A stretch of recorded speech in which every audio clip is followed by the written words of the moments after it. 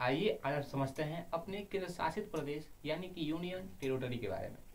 हम लोगों ने राजनीति में भाग 6 तक पढ़ लिया था, जिसमें हम लोगों ने संघ, राज्य, उसके बाद में नागरिकता, मूल अधिकार, मूल कर्तव्य और संघ और राज्यों की चर्चा के बारे में पढ़ा था। एंड भाग 7 को हमारे संविधान से खत्म कर दिया गया है, जिसकी चर्चा अनुच्छेद 238 में की गई थी, तो उसको संविधान से खत्म कर दिया गया है। एंड इस वाली वीडियो में हम लोग को पढ़ना है केंद्र शासित प्रदेश यानी कि यूनियन टेरिटरी, जिसकी चर्चा अनुच्छेद 242, ठीक है, 238 तक हम लोगों ने पीछे पढ़ लिया है। एंड अब हम पढ़ेंगे 242 यानी कि उसके आगे का टॉपिक। तो 239 से 242 तक जितने भी अनुच्छेद हैं, यानी कि 39, 40, 41 और 42, ये 4 जो अनुच्छेद हमारे हैं, ये 4 अनुच्छेद में केंद्र शासित प्रदेशों के बारे में बताया गया है। इसमें केवल आप लोगों को एक ही अनुच्छेद याद रखना है, वो है 239, और बाकी आप लोगों को ऐसे याद रखना है रफली ऐसे करके कि 239 से 242 तक हमारे संविधान में केंद्र शासित प्रदेश की चर्चा की गई है। 239 में यह कहा गया है कि भारत में केंद्र शासित प्रदेश होगा, यानी कि यूटी की चर्चा के बारे में इसमें बताया गया है।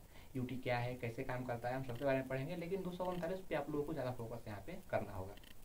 देखिए, अगर हम बात करें अपने यूनियन टेरिटरी यानी केंद्र शासित प्रदेश का, तो ये कैसे बनता है, आखिर इसके पीछे का रीजन क्या है। हम लोगों ने स्टेट पढ़ा था, तो जैसे राज्य पढ़ा था, तो राज्य के पास सब कुछ होता है, अपनी सेना होती है, अपना पैसा होता है, अपनी वित्तीय व्यवस्था होती है ना, वहाँ पे उसका सब चीज़ अपना होगा, वो उसका अपना क्षेत्रफल भी होगा, उसकी अपनी जनसंख्या भी होगी किसी राज्य की। लेकिन राज्य के पास सब चीज़ होते हुए भी वह स्वतंत्र रूप से अपना कोई भी फैसला नहीं कर सकता है। क्यों? क्योंकि राज्य पे दबाव होता है केंद्र का। तो केंद्र के पास संप्रभुता है, इसलिए केंद्र कुछ भी कर सकती है। राज्य के पास संप्रभुता नहीं है, इसलिए राज्य कुछ भी नहीं कर सकता है। अगर हम सीधा शब्दों में कहें तो जहाँ पे जिस क्षेत्र में केवल और केवल केंद्र सरकार का ही अधिकार हो, उसी को हम लोग केंद्र शासित प्रदेश कहते हैं।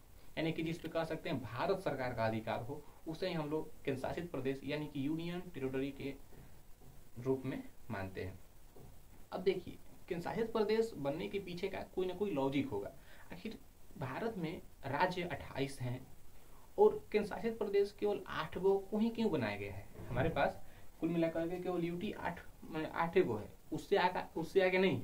इसका जो कारण है वो है कि हमारे पास क्षेत्रफलों की कमी नहीं है, लेकिन यूटी बनने के लिए ना जो हमारे पास संभावनाएं थी, उस संभावनाओं के दृष्टिकोण से अगर हम देखें तो यूटी के लिए केवल 8 ही क्षेत्र वैसे थे जिसको हम लोगों ने यूटी का दर्जा दिया हुआ है।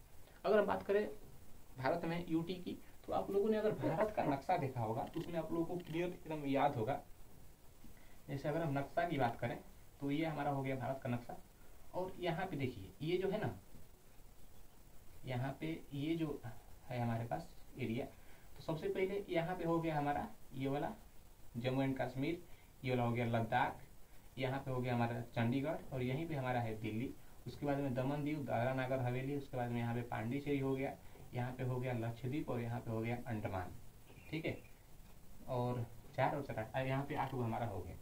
अब ये 8 यूटी जो है, यह अलग अलग कारणों की वजह से हमको यूटी का दर्जा इनको हम लोगों ने दिया है। जैसे अगर हम बात करें जम्मू एंड कश्मीर और लद्दाख की, तो ये 2020 में हमारे पास ना केंद्र शासित प्रदेश के रूप में सामने आया। इससे पहले यह एक विवादित क्षेत्र था, जो कि इसको राज्य का दर्जा दिया गया था, लेकिन 2019 के लास्ट में 20 यानी कि 20 में समझिए 2020 में इसको हम लोगों ने यूटी घोषित किया था। अब देखिए, अब इसको आप लोगों को समझना यहाँ पे ऐसे है कि जो जगह बहुत ही छोटा होता है ना, जिसमें हम लोग राज्य को ना मतलब स्टेबल नहीं कर सकते हैं, वहाँ पे राज्य एलिजिबल नहीं हो सकता है। ठीक है, जो जगह छोटा हो ना, उसी को हम लोग केंद्र शासित प्रदेश के रूप में जानते हैं। जैसे छोटा की अगर हम बात करें तो इसमें सबसे छोटा है दमन दीव, दादरा नगर हवेली। ये दोनों पहले अलग अलग थे, मतलब दमन दीव पहले अलग था और दादरा नगर हवेली पहले अलग थी। लेकिन जब ये दोनों अलग अलग हुए तो इसको भी एक कर दिया गया, यानी कि इधर ये टूटा और इधर यह एक हो गया। तो जिसका सबसे बड़ा नाम है ना, वह हमारा केंद्र शासित प्रदेश सबसे छोटा है। और छोटा इसलिए है क्योंकि अब ये छोटा है, तभी तो इस पे हमारे भारत सरकार की यहाँ पे शासन चलती है। अब देखिए, जो विवादित हो, इसमें से विवादित कौन सा है, तो हमारा है चंडीगढ़।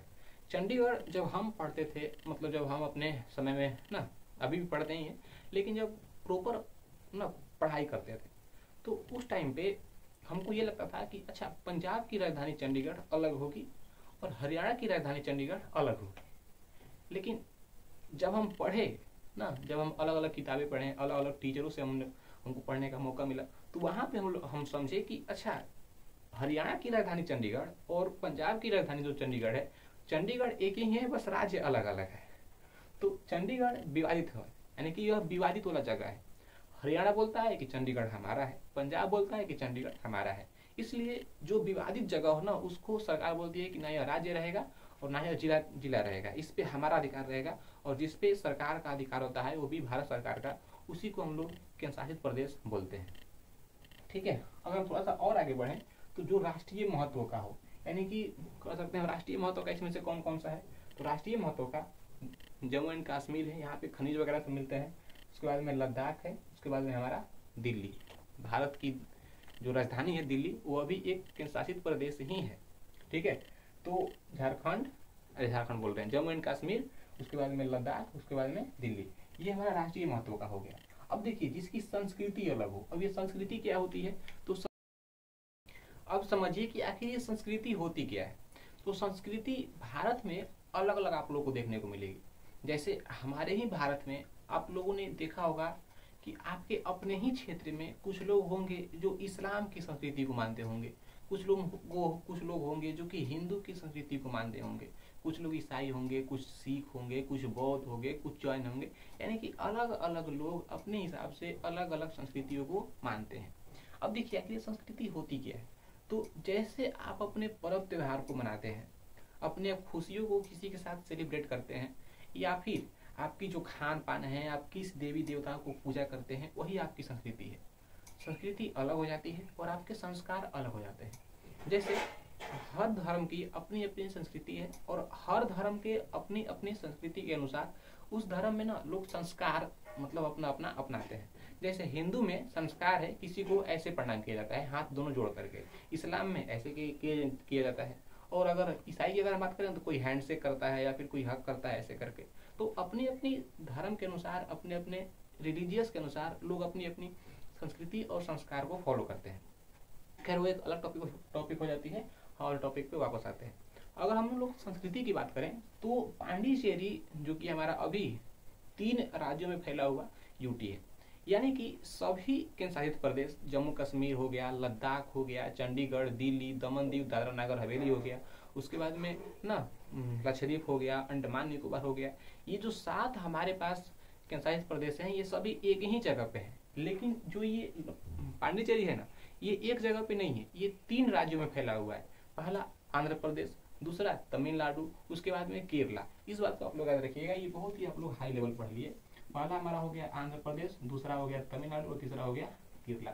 ये 3 राज्यों में हमारा पांडिचेरी फैला हुआ है। 3 राज्यों में कैसे, तो आंध्र प्रदेश में एक जगह है यमन, यहाँ पर भी है। तमिलनाडु में 2 जगह है, एक हो गया हमारा पांडिचेरी, यहाँ पे यमन हो गया, यहाँ पे पांडिचेरी हो गया, और यहाँ पे कराईकल हो गया। ठीक है, और केरला में जो जगह है इसका नाम है माहे। तो ये जो पांडिचेरी है, यह है तो एक ही, लेकिन इसकी जमीनें बिखरी हुई हैं, यह एक पास स्थिरता इसके पास नहीं है। अब देखिए पांडिचेरी पे कब्जा था फ्रांस का, तो आप लोग जब जाएंगे ना कभी पांडिचेरी घूमने के लिए, तो आप लोगों को पांडिचेरी में वहाँ की रहन सहन अलग देखने को मिलेगी, वहाँ की संस्कृति, खान पान, बोली विचार, यहाँ तक कि जो घर की बनावटें हैं वो भी आप लोगों को अलग देखने को मिलेगी। क्यों?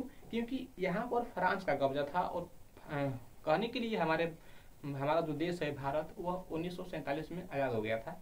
लेकिन रियलिटी में फ्रांसीसी जो थे उन्होंने पांडिचेरी को 1956 में छोड़ा था, यानी कि हमारा जो पांडिचेरी है वह 1956 में आज़ाद हुआ था।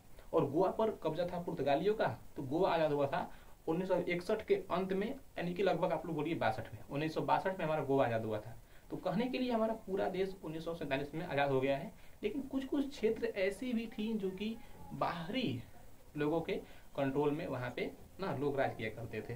तो पांडिचेरी पर भी हमारे पास ना फ्रांस का राज था। तो फ्रांसीसी कल्चर, फ्रांसीसी रहन सहन, फ्रांसीसी बोली विचार ना, यहाँ तक कि फ्रांस के ना स्वभाव जो है वह पांडिचेरी के लोगों में झलकते हैं। आप लोगों को अभी भी इसका प्रभाव देखने को मिल जाएगा।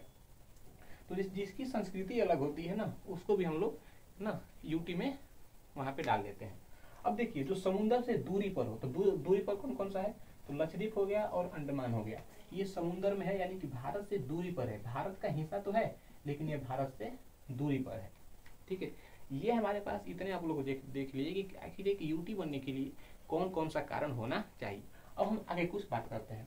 अब देखिए दिल्ली और जम्मू कश्मीर यह दो ऐसे हमारे पास यूटी हैं जिनके पास खुद का अपना हाई कोर्ट है।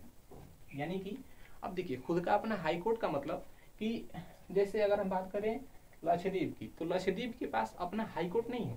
यहाँ के लोग अपना काम कराने के लिए केरला में आते हैं। अगर हम बात करें अंडमान की, तो अंडमान के पास अपना खुद का हाई कोर्ट नहीं है। यहाँ के लोग अपना काम कराने के लिए बंगाल में जाते हैं, यानी कि कलकत्ता के हाई कोर्ट में वहाँ पे लोग अपना वहाँ पे मतलब कलकत्ता के क्षेत्राधिकार के अधीन अंडमान निकोबार वहाँ पे आता है। तो दिल्ली और जम्मू कश्मीर ये दो ही ऐसे यूटी हैं, ये दो ही ऐसे केंद्रशासित प्रदेश हैं जिनके पास अपना खुद का हाई कोर्ट है। अब आप लोग देखे होंगे कि किसी भी केंद्रशासित प्रदेश में मुख्यमंत्री बैठते हैं, तो आखिर ये क्यों बैठते हैं, आखिर कोई ना कोई रीजन होगा। जैसे दिल्ली में आप लोग सुनेंगे, दिल्ली केंद्रशासित प्रदेश तो है लेकिन दिल्ली के मुख्यमंत्री हो गए, अभी कुछ रेखा करके ऐसे नाम है दिल्ली की मुख्यमंत्री का। ठीक है, तो आखिर ये कैसे होता है, तो जब भी किसी केंद्रशासित प्रदेश की जनसंख्या अधिक होती है, जब भी किसी केंद्रशासित प्रदेश की जनसंख्या अधिक हो जाए जो कि कंट्रोल के बाहर हो, तो जो सेंट्रल गवर्नमेंट होती है वह उस क्षेत्र पे कंट्रोल करने के लिए ना वहाँ पे एक विधान परिषद का चयन करती है और उस विधान परिषद के अंतर्गत वहाँ पे लोग मुख्यमंत्री चुनते हैं और उस मुख्यमंत्री पे उपराज्यपाल, ध्यान दीजिएगा यहाँ पे राज्यपाल नहीं है, उस मुख्यमंत्री पर उपराज्यपाल का कब्जा होता है, इस बात का ध्यान दीजिएगा। ठीक है, जब भी किसी यूटी यानी कि जब भी किसी केंद्रशासित प्रदेश की जनसंख्या आउट ऑफ कंट्रोल हो, कंट्रोल के बाहर हो और बहुत सारे वहाँ पे लोग खचा खचा एकदम भरे हुए हैं, समझिए कि भारत दिल्ली भारत की राजधानी है और प्लस में एक डेवलप एरिया है, डेवलप शहर है, कोचिंग संस्था वगैरह, इंडस्ट्री वगैरह सब वहीं पे है। तो वहाँ पे ना लोग कुछ इनकम के लिए, कुछ पढ़ाई करने के लिए, कुछ रहने के लिए, कुछ जो सेलिब्रिटी वगैरह है वो दिल्ली में जाकर के बस गए हैं। तो जनसंख्या काफ़ी बढ़ गई है। तो जब जनसंख्या बढ़ गई है तो उस जनसंख्या को कंट्रोल करने के लिए, जनसंख्या को लाभ देने के लिए सरकार की ओर से योजनाएं जो चलाई जा रही हैं, उस योजनाओं को लाभ लेने के लिए लोग वहाँ पे बसे हुए हैं। तो जब जनसंख्या आउट ऑफ कंट्रोल हो तो उस जनसंख्या को नियंत्रण करने के लिए जो केंद्र सरकार होती है यानी कि जो भारत सरकार होती है वो उस क्षेत्र में, जैसे अगर हम दिल्ली की, तो दिल्ली जैसे क्षेत्रों में ना एक विधानसभा का चयन करती है और उस विधानसभा के अंतर्गत वहाँ पे एक मुख्यमंत्री नियुक्त किए जाते हैं और उस मुख्यमंत्री पर कंट्रोल होता है उपराज्यपाल का और उपराज्यपाल पर कंट्रोल होता है केंद्र सरकार का। ठीक है, यही तो आप लोग यहाँ पे लिखे हैं कि जब भी सीएम का चयन होगा तो जहाँ पे जनसंख्या हाई रहेगी यानी कि जहाँ पे जनसंख्या बढ़ जाएगी वहाँ पे ना एक विधान परिषद होगा। ठीक है, यहाँ पे विधानसभा लिखिएगा, विधान परिषद नहीं विधानसभा, क्योंकि दिल्ली में विधान परिषद नहीं है, विधानसभा है। तो वहाँ पे विधानसभा होगा और इस विधानसभा के अंतर्गत वहाँ पे एक मुख्यमंत्री का चयन होगा और इस मुख्यमंत्री पे कब्जा होगा किसका, उपराज्यपाल। ठीक है, तो आई होप कि आप लोग ये जो टॉपिक है यूटी वाला वो क्लियरली समझ में आ गई होगी। एंड मिलते हैं एक नए वीडियो में एक नए टॉपिक के साथ, तब तक के लिए धन्यवाद।